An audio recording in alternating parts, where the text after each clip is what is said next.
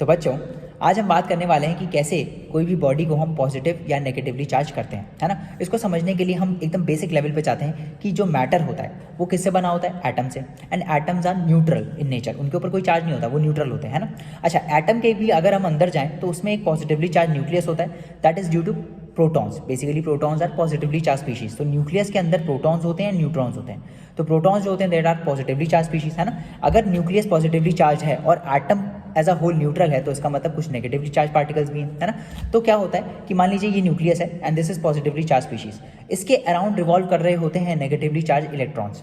और जितने एटम में इलेक्ट्रॉन्स होते हैं उतने प्रोटॉन्स भी होते हैं, इसीलिए जितना नेगेटिव चार्ज होता है उतना पॉजिटिव चार्ज भी होता है और एटम न्यूट्रल रहता है ना। अब इलेक्ट्रॉन इसके जितना पास होगा उतना ज़्यादा अट्रैक्शन होगा, है ना। इसीलिए जो इससे न्यूक्लियस से दूर इलेक्ट्रॉन्स रिवॉल्व कर रहे होते हैं उनके ऊपर अट्रैक्शन कम होता है and they are free to move.